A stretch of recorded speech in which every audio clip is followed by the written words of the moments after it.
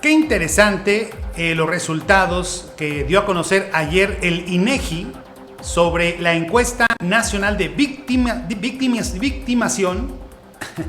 y percepción sobre seguridad pública en VIPE. Sí, esta encuesta nacional de victimación y percepción sobre seguridad pública pues fue levantada del 28 de febrero al 29 de abril del 2022. Su propósito es generar información a nivel nacional por entidad federativa y áreas metropolitanas de interés como San Luis Capital sobre el fenómeno de la victimación delictiva y pues cómo percibe el ciudadano pues la seguridad o la inseguridad. Y fíjese que le voy a compartir algunos de los resultados que son bastante importantes. Y comenzamos, por ejemplo, con esto, que es algo muy general, la tasa de víctimas de delito por cada 100,000 habitantes. Es decir, por cada 100,000 habitantes en el país, ¿cuántos han sido víctimas de algún delito? Bueno, pues la verdad es que el 2021 subió 24,207 ciudadanos de cada 100,000 son víctimas de delito. Casi idéntico al 2020 y casi idéntico al 2019, que es la parte de la derecha. Pero pues muy por abajo del 2017 o 16 o 2015, donde la tasa pues estaba casi golpeando los 30,000 habitantes por cada 100,000 que habían sido víctimas de delito. Esta otra es la tasa de víctimas, pero a nivel o por cada uno de los estados. Fíjese que las víctimas de delito aumentaron en 5 estados de la República. Échele ojo, aumentó en Chiapas, aumentó en Chihuahua, aumentó en Guanajuato, en el Estado de México, y la tasa de víctimas de delito aumentó también en Sinaloa. San Luis Potosí, digamos que se mantuvo sin cambio. En el 2020 San Luis tuvo 24,265 personas por cada 100,000 que fueron víctimas de un delito, y en el 2021 bajó, pero esta disminución es apenas imperceptible, así es que la maneja el INEGI sin cambio, es como está San Luis Potosí. Otro de los datos relevantes que dio a conocer el INEGI es precisamente las víctimas por cada 100,000 habitantes, pero en ciudades importantes del país. Y fíjese, por ejemplo, que San Luis Capital está por encima de la media del estado. O sea, San Luis Potosí Capital tiene 35,400 habitantes víctimas de delito por cada 100,000. Muy por encima de Monterrey, por ejemplo, que tiene 24,3, pero muy por abajo de León, que tiene 36,000 por cada 100,000 habitantes. Dato interesante de la capital potosina. Este también es muy interesante. ¿Cuáles son los robos, los delitos que más se cometen en el país? El delito que más se comete, con 21,4%, es el robo o asalto en la calle o en el transporte público. Le sigue el fraude con 19,2%, la extorsión con 17,5% y el robo total o parcial del vehículo con 10,8%. Es la tasa de delito por tipo, que lo que da a conocer el INEGI ayer con esta encuesta de victimación. El otro resultado también es interesante. ¿A quién se le comete más delitos?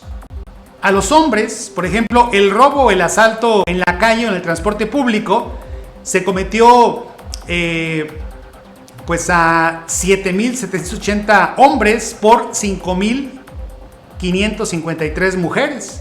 Y en realidad todos los delitos, pues a excepción de los delitos sexuales, obviamente, pues en su mayoría fueron cometidos hacia los hombres, incluyendo el tema de lesiones, el tema de robo, el fraude y la extorsión.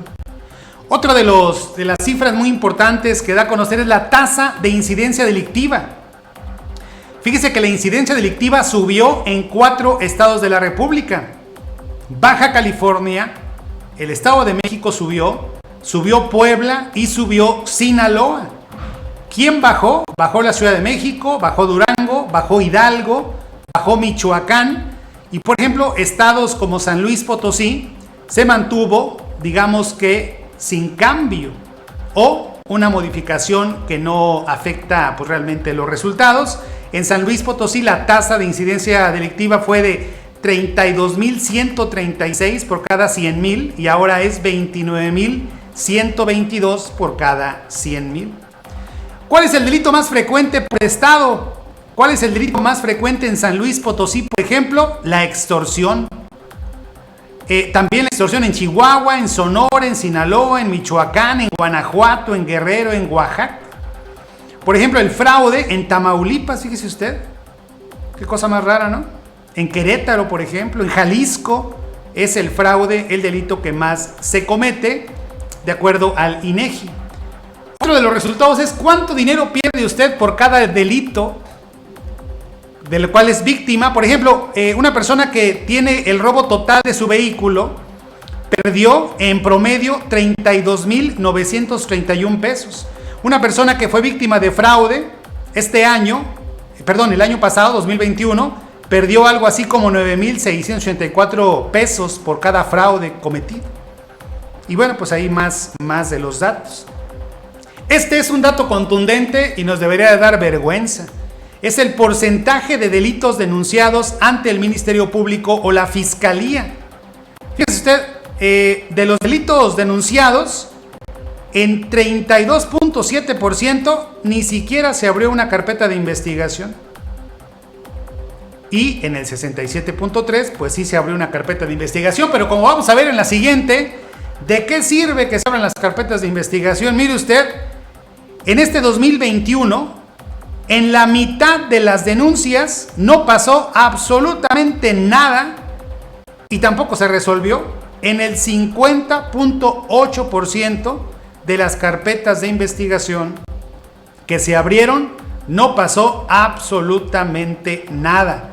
En las carpetas de investigación, por ejemplo, el 26,6% está en trámite. Imagínese usted, un 5,8% recuperó sus bienes, un 4,8% se puso al delincuente a disposición de un juez. Imagínese usted, 5,8% de las carpetas de investigación, o sea, de cada 100 carpetas de investigación, solamente en 5 se puso a disposición a una persona ante un juez, en 4,8% se otorgó el perdón y solamente en 3,2% hubo reparación del daño. Terrible, oiga, pero de cada 100 carpetas de investigación, en 50 no pasa absolutamente nada. ¿Por qué la gente no denuncia? Eso también lo midió el INEGI. Bueno, pues el 61% de las personas realmente no denuncian los delitos. Uno, por pérdida de tiempo. Es lo que más la gente pues dijo. 2, por desconfianza de la autoridad, por ser trámites largos y difíciles, por actitud hostil de la autoridad y por miedo a que lo extorsionaran las propias autoridades. Por eso la gente no denuncia, que es el 61% de los delitos que se cometen en México no son denunciados de acuerdo al INEGI.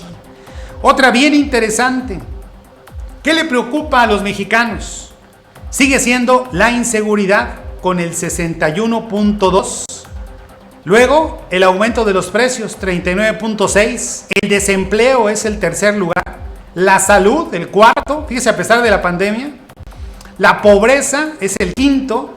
La escasez de agua, la corrupción, la falta de castigo a delincuentes, la educación, el narcotráfico y los desastres naturales. Es lo que más le genera preocupación a los ciudadanos mexicanos en esta encuesta del INEGI. Y bueno, ¿dónde se siente insegura la ciudadanía? La mayor parte es en el cajero automático o en la vía pública. Le sigue el transporte público, le sigue el banco, la calle, la carretera, el mercado y bueno, pues ahí hacia abajo algunos otros lugares también públicos. donde la gente dice sentirse insegura. Luego la población, por ejemplo, las mujeres se sienten más inseguras en el cajero automático y casi son los mismos resultados del anterior. Vámonos a la que sigue. Esta es importante. ¿Cómo percibe la ciudadanía la confianza en las autoridades? La gente confía mucho en la Marina, 89.6. Confía en el Ejército, 87.1. Confía en la Guardia Nacional, 80.9.